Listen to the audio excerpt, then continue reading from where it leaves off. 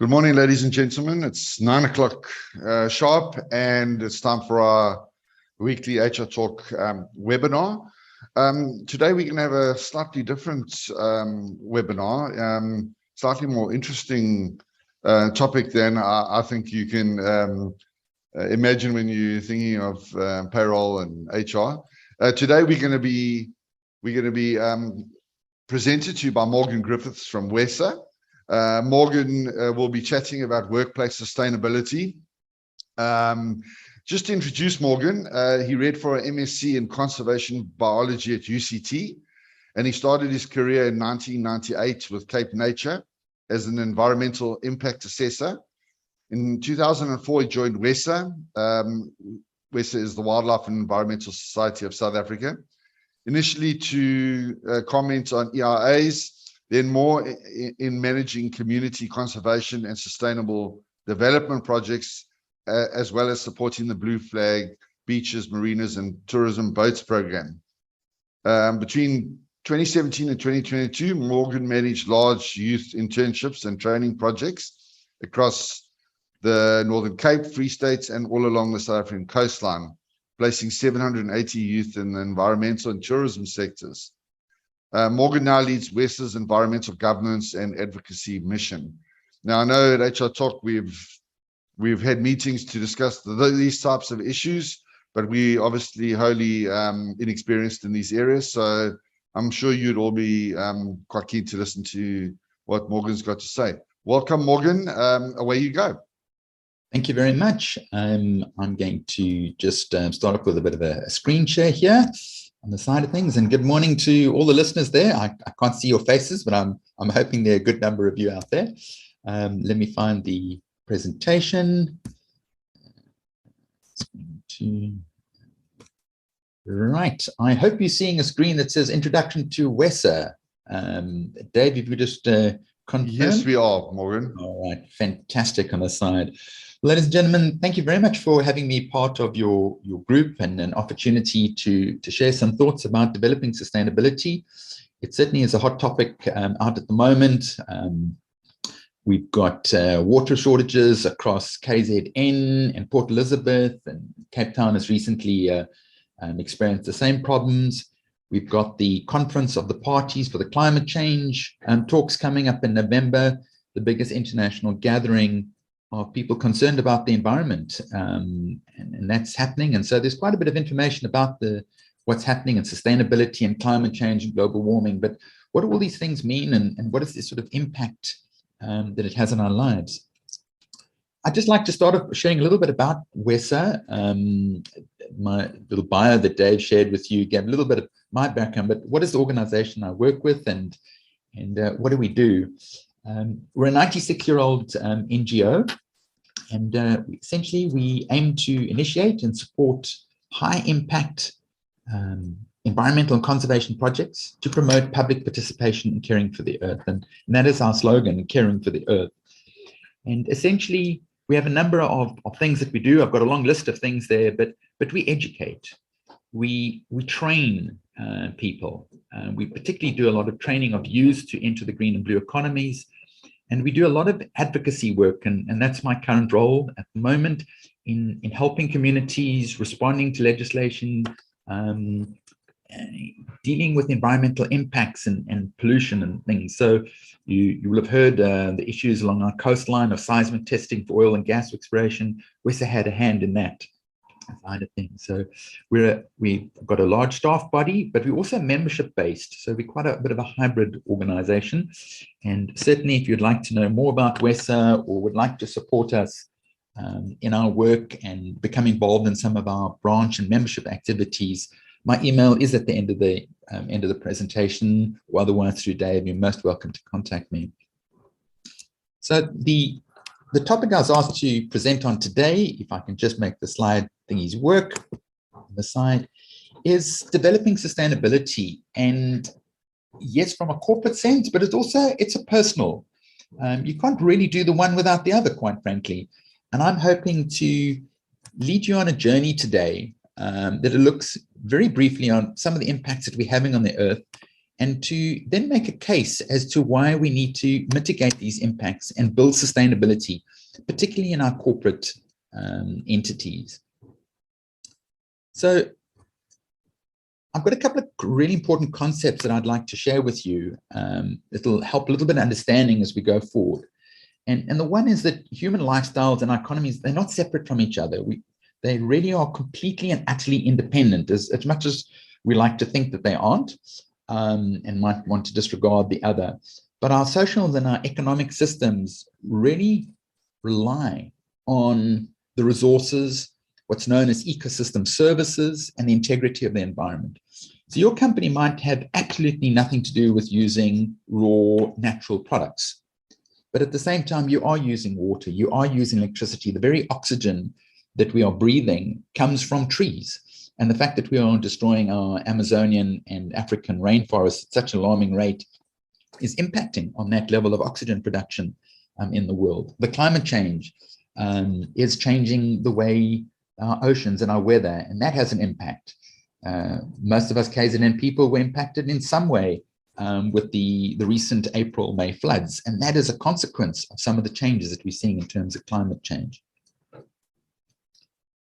And our human activities are very, very definitely impacting on the planet. I think it's fairly common sense. We see what's going around us. We certainly are over-exploiting our natural resources. Any of you fishermen will know that you just simply cannot catch the volume or the size of the fishes that we do anymore. Our water supplies are rapidly running out. And unfortunately, we are having quite a destructive impact on our planet in terms of sprawling development, our pollution, our mining. And that all is leading to a big consequence, and that is global warming. And I think pretty much all of you are aware of the concept of global warming, how carbon dioxide is causing our atmosphere to heat up, and the change in the heat regime of the entire planet is changing how our climates feel. I think particularly those of us who are over 40 will have an appreciation of a sense that our climate has changed, that our weather patterns have shifted, that we don't remember ever being as hot as it is now than we were when we were kids. In fact, the hottest 10 years of recorded human history in terms of weather has all happened in the last 15 years. Some people argue global warming is not real, particularly Trump supporters, but I offer you a little bit of evidence as to the fact it is. Global warming is very real. And in fact, we are headed well beyond the temperature cap that we were hoping to achieve, which was no more than a 2% temperature rise. 2 degrees doesn't sound like too much, but if you're sitting in a car and it's 28 degrees in there, it's uncomfortable. 30 degrees, it's very uncomfortable. And it's those temperature shifts, all the differences that make in terms of water evaporation, heat stress on us, on elderly, on the babies, on your plants, on your crops, on our ability of our roads and our bridges to keep functioning, and our electrical networks to keep operating in high temperature. These are all serious consequences of global warming. Our ice caps are melting a lot faster than predicted. In fact, yesterday's report was that the major ice shelf in Antarctica is eroding at a much higher rate than was ever predicted 5 years ago. And that's a serious concern, leading possibly to as much as a 1.5 meter sea level rise. So basically our sea level rise will be coming over onto the boulevards that we've got along our Durban coastline. That's a serious consequence for our infrastructure. And that climate change impact is going to have a serious knock-on effect for all of us in terms of our ecosystems, our loss of species, particularly about water availability. The hotter it is, the more water evaporate, and the consequence that has on our ability to grow crops and to feed our population. Extreme weather, we all experienced a small dose of that in April of May earlier on this year. We've got the El Nino coming back next year. It is a real problem for us. One that we don't think about too much is a little bit about spread of diseases. And I think after COVID, we've got a slightly better understanding of the impact of diseases. But here in KZN, as our province is getting hotter and staying hotter for longer, malarial mosquitoes are moving further down from Mozambique into KZN, and that's going to have a real impact on us. Heat stress alone is a serious issue. We haven't typically experienced some of the major heat mortalities that Europe has experienced, but in this previous summer where there heat waves, and I think it was 1996, I think they had 36,000 deaths across Europe in a 1 week period, just from elderly and babies dying from heat. And that was temperatures only going up to 36 degrees on average. So there's a real impact that heat stress has on us and on the livestock, for instance. And all these things together has a social consequence. Less water, less food, more social unrest and conflict, particularly around resources. So we definitely are seeing a change in climate, and the knowledge is quite simply there. In order to cut back on it, to mitigate it, we need to have a habit change. And the question is, are we willing to do it? Because making those habit changes to reduce carbon dioxide emissions, resource consumptions, those all require us to make, in some cases small, but in many cases quite big sacrifices to our current lifestyles. And our big problem is that nobody really wants to walk to work. But some of the things are becoming necessities, and how can we avoid the worst of things? And that's what I hope to really touch on the remainder of my presentation. So first of all, I really want to say is that the human species, we have the ability to deal with some of these big global problems. Take, for instance, the ozone hole. We don't think about it anymore, but back in the 80s, it was a real problem. Cataracts, sun-induced skin cancers were a real big issue. The global community realized we needed to stop CFCs which is a type of chemical which is used in coolants and air conditioning and packaging materials. We brought about a global ban of those ozone depleting gases. And it's had a huge impact. That ozone hole has shrunk down. Our skin cancer rates as a consequence have decreased. So we really do have the ability to engage and to solve these global problems. The big question is just how much of a will do we have? Certainly the ozone hole was an easy one. It was simply very easy to ban a couple of chemicals. Dealing with climate change and global warming is require a lot more. And that's really going to require a lot more sacrifices, particularly from those in the north who are far more used to a lifestyle that really utilizes far more resources than we do in the global south. Essential question is to ask, really, what is sustainability? What does it mean? I've met a good number of developers in my life who believe that sustainable means ongoing development, one more housing complex, one more factory, one more railway line, one more cell phone tower. But that's not what it means. Sustainability is about utilizing resources to meet current needs, but without necessarily compromising future generations. So to use a small example, it's coming up with fishing quotas that allow fish stocks to maintain at their current levels, even to improve them, but without, because of social and food and political pressures, to over-harvest that resource so that our generation can use as much fish as the next generation's coming on. That's a simple explanation of it. It means allowing economic development. It doesn't mean stopping all economic development that's going on. It is allowing technology its growth, but it is certainly saying no to substandard, unsustainable development that'll do more harm than good, both from a societal, economic, and an environmental perspective. And those three things together are really important. Yes, we certainly have to weigh all three factors: environment, society, and economy. But we do have to keep in the back of our minds that the environment can only support so much economy and so many social needs.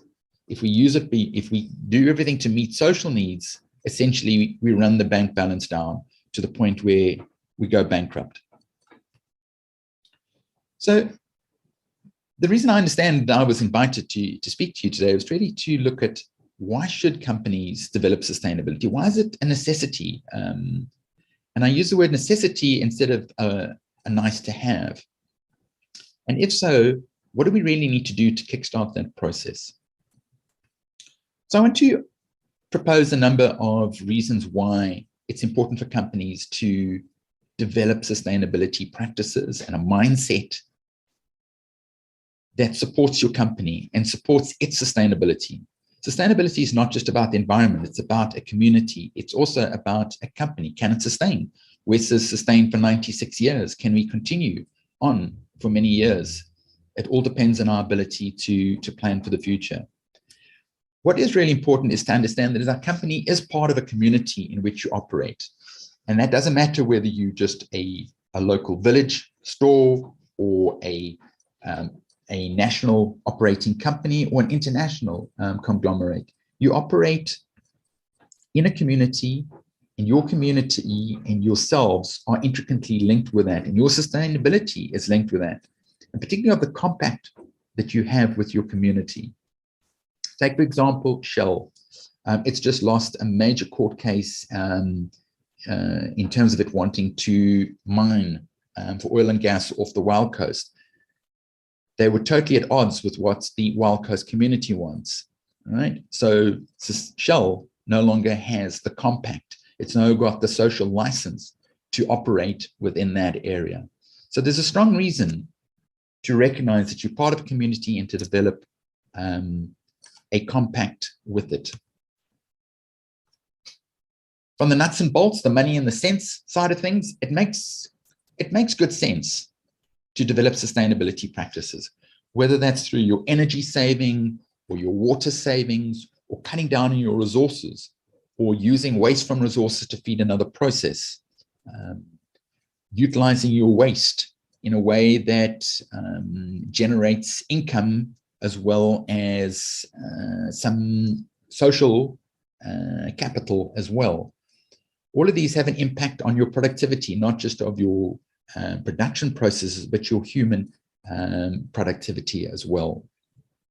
So if you think about cutting down your water bill, so that cutting down your energy bill. So for instance, your air conditioners and most of your lighting in your buildings aren't running through the nights. That creates a big savings to your bottom line, but it's also good for the environment. And here I do recognize things that in South Africa and in many parts of the world, we've got factors that sometimes influence and prevent that. The fact is that we need to have a great deal of lights running during the night as a security. These are issues that unfortunately we do have to take into consideration. Developing a green business or a green mindset it's a growth industry. Back in 2007, when I picked this particular stat up, the green economy was worth $3 trillion in the time, and it is certainly growing. In our technology sectors, our agriculture, our mining, there are a number of innovations, green innovations that are good business sense. You look at Tulsa and the spreader and the acceptance of the electric cars and how it's developing. You look at, for instance, how mines are transforming from using toxic mercury to using bacterial sludges to extract the commodities that they need. You look at the growth of the wind turbine farms, solar PVA, all of those are growth industries within the green sector. And it's going to keep on growing as we become far more innovative and deal far more with the realities of global warming and climate change. Most companies need some kind of investment, whether it's startup capital, it's marketing money, or it's seed capital for major new outlays, whether it's a mine or a new production line or a new product. And what is very interesting is seeing how the banking and the investment sector is becoming far more attuned to looking for green investments or looking at the green credentials of companies in terms of risk management. You look at some of the big mining houses that have faced massive fines, maybe not in South Africa, but their overseas operations, and that is discouraging investment in them. Most of South African banks are now cutting back on investing in fossil fuel mining and investments. And that's something to really take note of. If the big guys, the big investments guys are moving away from it, it's well worth keeping, is to be using that as a lead. For any company, risk management is absolutely key. And managing your energy and your water and your resources needs are absolutely crucial. And so coming up with solutions that are green make very good business sense. I give the example of SA Breweries down in Gqeberha, Port Elizabeth, that is now utilizing its processed water, its cleaning processed water through a system, a feedback system that then provides the feed water for beer production. So you might not be aware of it, but it takes about 4 liters of water at the bottling plant to create 1 liter of beer. Those 4 liters of water, those 3 other liters of water would otherwise be wasted. So they've developed a system of polishing and cleaning that water to absolute crystal clear specifications, and using that actually as the feed water in terms of their processes. Because why? Port Elizabeth is running out of water. They've done so for the last 3 years. So it makes sense now to utilize your water in terms of risk management. No water, no beer, no profit. Corporate reputation is also an absolutely key issue. You look at the problems that Shell is facing and BP is facing at the moment in terms of having a negative brand image associated around environmental concerns. All of you are aware of your corporate brand and what it means to your customers, to your stakeholders, to your suppliers, and even to your own staff, and how their sense of worth. You think about what Eskom employees must be feeling at the moment, and how universally they're hated because of load shedding. So having a corporate reputation is absolutely key on the side. And just to give you a couple of examples of companies that I'm aware of that are really marketing that they're green credentials, but are really making significant and real changes in terms of their production. I'll give you one like Coca-Cola. Yes, Coca-Cola gets a lot of bashing for the water that they use and the plastics that they use, but I don't know if you're aware of just how much Coca-Cola is going to make sure that they are net water, what is it, the term, net water zero production, in terms of they're making sure that in terms of the water supplies that they're using, they're making sure that that water is sustainable. And in places where they can't source water, it's sustainable. They're developing systems and alien clearing programs to put water back in rivers and dams so that they can draw it in terms of net zero. So that's just a small example. Patagonia, just to give an example, they go to incredible efforts to source ethically and sustainably sourced clothing materials for their clothing. And in fact, they've just handed over the majority of all their shares to environmental groups as part of their real sense of wanting to look after the environment. So they make a profit, and that profit is handed all over to environmental groups to look after the environment from which they draw their supplies. On that, greenwashing is a serious problem. Greenwashing is the process of basically forging your green credentials in order to fool your consumers into thinking that you should buy from them because they are clean and green. And one looks at how the reputations of many of the motor manufacturing companies like VW and Volvo, Renault, Jeep, Huawei, Citroen, Fiat. In fact, most of them were involved in the emission scandals.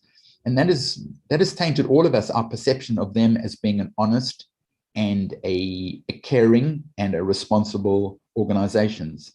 And in the back of the mind, whether you're purchasing a vehicle or thinking about them, you've now got in the back of the mind that, hey, these guys were liars, they were cheats. can we really trust anything that they say going forward?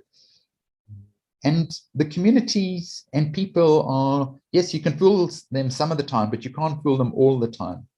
Particularly in the UK and the US, there are a number of organizations that make it their business to look at the green credentials and the green sayings and the values that companies are putting out, and they put them to the test and they publish them quite widely, whether they are meeting them or not.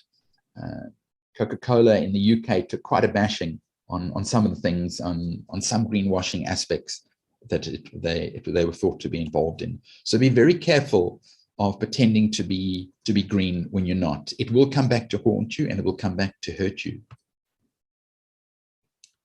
Another good reason to be sustainable and to adopt sustainability practices is legislation and taxation.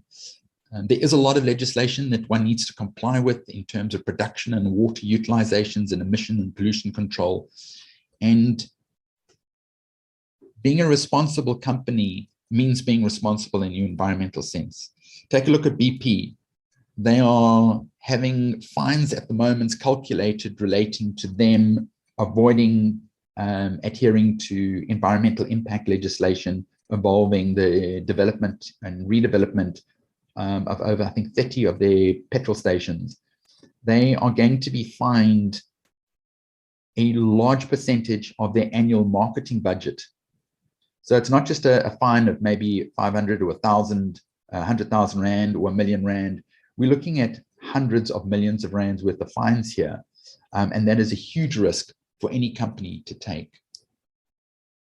Going further, you're probably all aware that there is a carbon tax that's already that has already been promulgated, that's already starting to have an impact.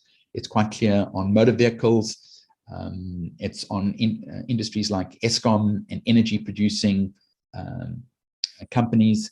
There is a carbon tax related to it.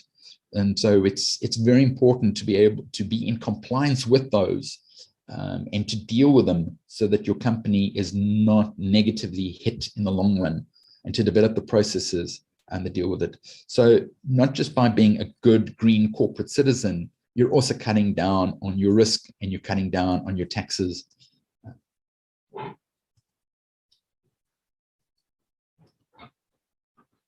Nearly all companies have to go through some kind of an auditing. HR managers, I'm pretty sure that you're involved in these processes. And many of you know that we need to adhere to the various King standards in terms of our corporate governance. King 3 at the moment does call on companies to start reporting on their sustainability as a corporate citizen within the community that they fit in. King 4 is going to have a lot more of that in it, but King 3 already has quite a few things, and it's well worth understanding that and getting involved in line with that. WES itself as a King 3 compliant organization deals with this, as we rightfully should as an environmental organization.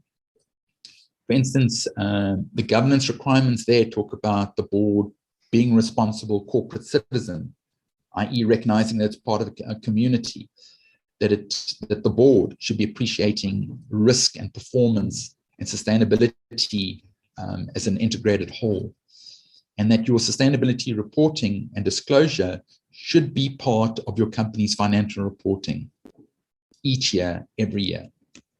And we'll touch a little bit later on that. There's certainly a lot going on at the moment in terms in realizing what is known as sustainable development goals. So a lot of the things around sustainability and building sustainability are encompassed in 17 goals that the global community has developed and are striving for. And they're known as the Sustainable Development Goals, the SDG. And there's a great deal of things that are happening in the background. And if you're not aware of these, it's well worth doing a bit of a Google search and a bit of understanding around the SDGs and how it is affecting South Africa, because it's filtering through a lot of policy and implementation of the policy in the background of what's going on. So what is government doing to achieve some of these sustainable development goals, and how does it really impact on you? I'm not going to try and go into great a detail on many things, but they are looking at things such as emissions controls and developing green energy and technology. And I think we're all quite well aware in terms of load shedding, what's happening on and independent power producers, what's going on, as well as the calls for the just energy transition. You'll be hearing a lot of this, particularly in the political landscape, as we move from the mining technology and the jobs that are reliant on it to cleaner and greener technologies. Government is also looking at the issues of disease control and disease spread, because it is a big issue. And it's not just malaria.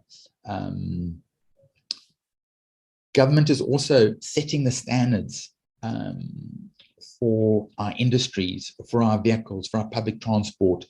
And that's absolutely key. Looking at a lot of European countries, as well as America, they're looking to be phasing out fossil fuel vehicles, at least in terms of private vehicles, by 2030, 35. So as to say that most vehicles sold after 35 are going to need to be electric vehicles on the side of things. Government is also doing a lot in terms of training and education, particularly in science and technology, as well as setting up the scope for carbon offsets. Now, companies that are involved in investments might be looking at the space around carbon offsetting investments.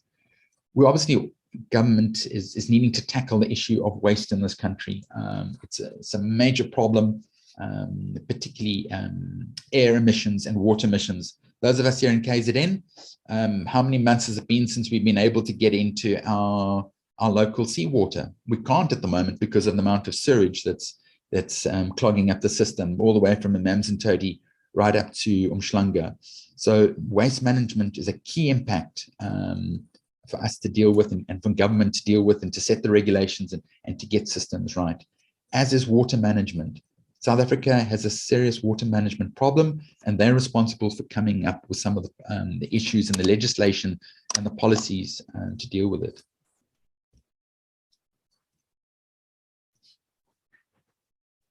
Another key one that does impact, and often at a level for local companies, as things around local government planning and water utilization, flood control, flood mitigation. I think we experienced in April, May of this year, just what the impact of extreme flooding and extreme weather events, and just how long it's taking us to recover. And the fact is, as a government, we're going to need to improve our abilities to deal with disasters and to plan for them, so that we don't allow more developments within the coastal zone or within floodplains. Because we just simply don't have the resources necessary to constantly keep rebuilding things in high-risk areas. So how can companies lessen their footprints and increase their handprints? So within the environmental sector, we talk about the footprint of impact, the negative impact that our human activities are having on the environment. And we phrase it in terms of what can we do to improve the things by the phrase or the term handprint of impact. Obviously, through the talk, we've been talking about a couple of things along the way, but just really to give a few more ideas in this presentation is particularly at a company level, and really taking an in-depth look at your resource utilization and cutting down. I think many of us are becoming quite energy conscious at the moment, and because of load shedding needs and things, but it extends to all processes. Are you generating steam, for instance, in terms of your process? If the next door company is generating steams, can you not utilize their steam as a way of increasing energy efficiency and cutting down costs? Water is an absolutely key one, and it's going to become far more important. So does your company have the ability to collect rainwater to utilize as an emergency store? Waste management, absolutely crucial going forward. And waste management is going to become a lot more expensive going into the future.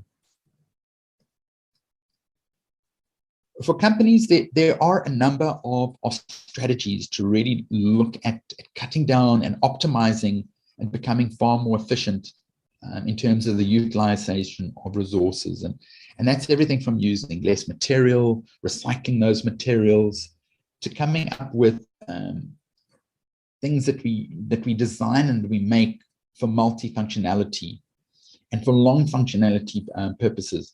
I'm pretty sure all of you as annoyed as I am that every time a new cell phone comes out, they change the cables and the plugs and everything, so that when you buy the new phone, you've got to buy new plugs, new leads, all these sort of things. And we know it's a strategy for the company to make money, but it's an irresponsible from an environmental and a social viewpoint and a waste viewpoint. We really ought to be designing things that have a longer use, a multiplicity of uses. Particularly looking at computers and fridges and microwaves, we're designing them for obsolescence. We really should be designing them and marketing them their ability to be upgraded, to be fixed. Thankfully, I see iPod is now coming up with cell phones that allow the replacement of batteries, where previously they designed it so that you couldn't, so that you'd force you to buy a new phone. So we really, in all aspects, whether we're building decking or pools, or we've got even just a service that we're offering, how are we thinking about utilizing less resources in the manufacture of it, the transport of it, the disposal of it, and the use of it?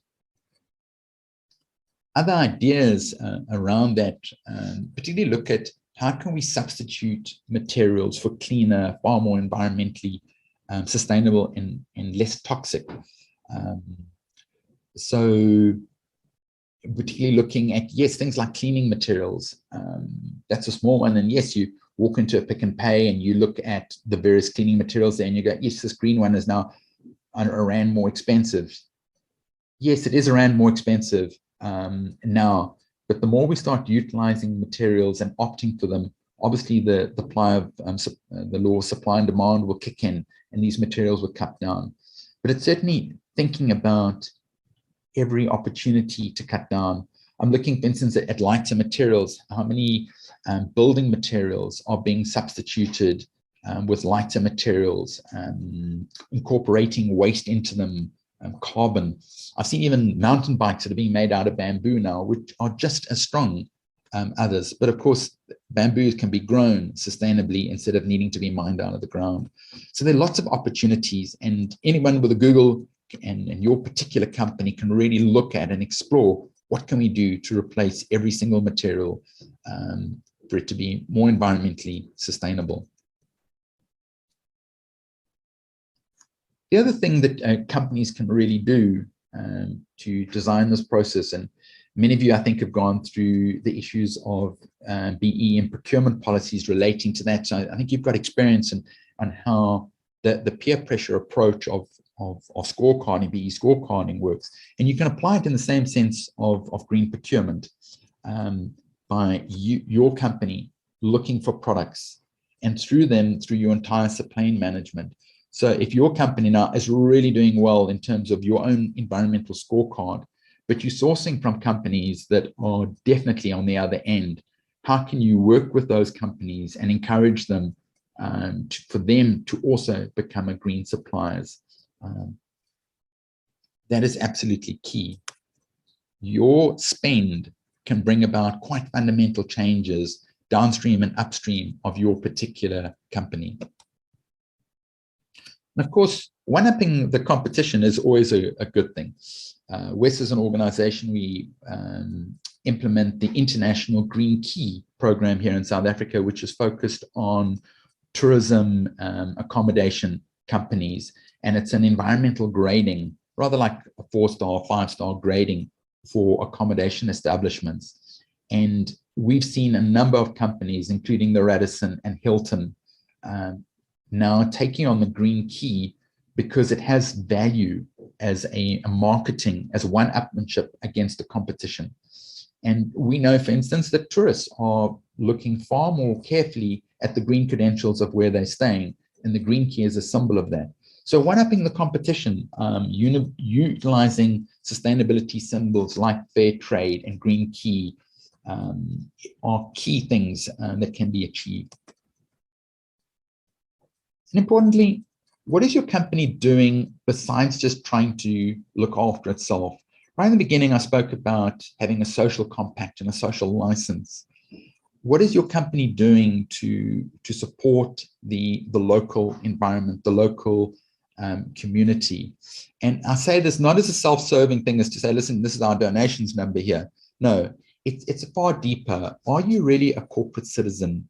Are you a local citizen? Are you supporting your local communities and developing that? It can be anything from small things like getting involved in cleanups, which is an easy one, but it can be longer social upliftment projects that really develop value, and it's not an exploitive, and it's not a tick box exercise. It's a genuine relationship that you build with your community, and the license and the support and the goodwill that you develop through it for your company, for the community, and for your employees. The little picture there is of a fantastic recycling swap shop that happens down in Gansbaai. Many of the shark cage operators down there have banded together to use their CSI to develop a recycling facility in the town of Gansbaai. So people can bring in recycling materials, and they will then get stationery or women's hygiene products as a swap basis, and it's supported through the CSI of those companies. A great initiative, and it's really bringing quite profound changes. You drive through that town now, you hardly see Coke cans and plastic bottles and everything lying around, because there's now a community, a value to it. A way to formalize all these things, and particularly to meet your auditing and King 3 compliance standards, is to develop sustainability reporting with your organization. And this can be a small thing, it can be a large thing, depending on the size of your organization and the willingness and the efforts that you've been putting in. But early on, I spoke about the different things that to be looking at and reporting it, and the risk factors. And sustainability reporting can really go a long way to improving efficiencies and risk management of your organizations. And it really does look at disclosing what is happening within your environmental and your natural resource and your community resource spheres. I can tell you now that management commitment to this process and sustainability reporting is really key.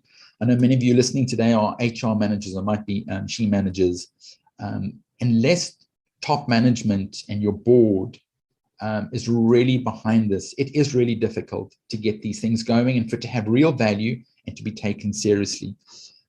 So I advise you to really look at a really good strategy with your corporate management and your corporate investors, is to go, what is the value of this process to us? If we're going to do it, let's really do it properly. And in which case, it's then going to be a company-wide ethos that we develop, as opposed to one person in the company saying, you know what, I'm going to try and get recycling going in the office, but the rest of the employees not buying into it, or management not being really caring about it. Management is absolutely key in this process. There's a great deal that goes into sustainability reporting, and I'm not going to go through all of them, but it does look at your economic, it does your environmental and your social. And you might be going, sheesh, I can't write a report that's going to be doing all these things. But remember, you can start off small, and you can be focusing. My company is a small travel agency, for instance. What can we do to start off the process? What small changes can we do in reporting? What small targets? And then the next year, do a little bit more, and the next year, a little bit more. Incremental and growing by learning approach is the absolutely fantastic way to start. Coming to the end here, I really want to encourage you, if you're going to go this process as a corporate route, is to really look at it yourselves as a personal approach. And yes, my little cartoon here does point out some of the naivety of things, but I'd like to make a fundamental point here, that if you yourself are not really going to start making changes in your own lives, it's going to be quite difficult to institute it at a corporate level, because these sustainability practices come from an ethical, it comes from a moral, and it comes from a personal commitment viewpoint. it's very difficult to try and encourage all employees in a country to start a recycling program, for instance, so actually you don't really care about it, and you're not willing to make it. So if you're going to go for recycling, great. Involve your own families, involve in your own son, and that's absolutely key. Here at WESA, for instance, yes, we've got a recycling program going at the office, and all the materials that we collect, we provide to the street pickers that come along. So instead of costing us money for somebody to collect it or taking it to a specific dump, we support a local group of street litter pickers that come around, and we provide them with the material. So it's costing us nothing, but it's helping other people, so helping our community. And we bring all those materials from home, our wine bottles, our plastic, our newspapers, our batteries. We bring it to the office, we use it at collection point and go. So we're living it in our personal lives and in our corporate lives, and it becomes so much easy. It becomes part of a whole person side of things. And if there's none, remember the old saying, there's none so zealous as the converted, it really does make a big difference for staff to adopt it as a personal as well as a corporate entity. So I end with my presentation by challenging you. What will your handprint be? You have a footprint of impact. What might your handprint of improving your sustainability in your personal and in your corporate lives? This has just been a touch on things. There's certainly a great deal more. There are organizations that are particularly set up around training. So, you know, if your organization would really like WESA to come and give further training around this thing, we are able and willing to do so. But there are organizations that are specifically able to help you deal with your energy efficiency and your water efficiency. And if you're going to be redeveloping or redesigning or creating new buildings, how to help you design for the best environmental sustainability practices. Green building design is absolutely key from that side, as well as environmental auditing. Some of you are aware of your ISO 14000, ISO 9000 processes and side of those. Even ESCOM, I believe, has a division that you can call in to help and come and deal with your electricity use life. Those obviously for companies got a big electricity utilization process. So thank you very much, everybody, for listening to me. I certainly got still a few minutes for questions. So I'm going to stop the screen share, if I can just find the button to do so, and I will return back to everybody. Here we go. Thank you very much. Thank you, Morgan. Thank you for your time. Thank you for your expertise. Yeah, I particularly like the strategy of caring and sustainability. And as you quite rightfully said, it's no good having just a corporate strategy if we're not doing it as individuals. I think good starting point is for every individual in their life, in their private life, to start the strategy. Also like the fact that it's not really a tick box process. Like anything in life, you know, you have to be committed. Tick box is not going to get you by.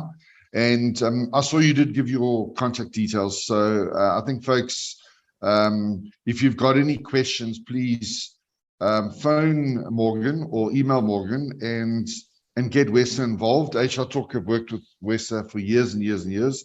And we know what a committed, upstanding organization they are. And the slides of the events we can provide, and this is also going to go into YouTube. So Morgan, I'm sure people are going to reach out to you once they see it on YouTube. I'm just having a look. One chat. I see you've put your details there. I've just put my email. I'm just typing in my office number now for folks if they would like it. 26. I would prefer an email because it's a little bit easier then to understand exactly what you're asking for and putting in support. It might be outside our organization as well that we can help you with. I see the chat function has just made my name in the email as capitalizations. It works better if it's all in lowercase, by the way. Sure. From the side there, yeah. Excellent. Thank you, Morgan. And thank you for the people that have logged on. We do this every week, and I'm sure we will be involving Morgan and Wesa in future webinars. Thanks, folks. I know everyone's busy. You get back to your work, and thank you once again for joining today. Have a lovely week.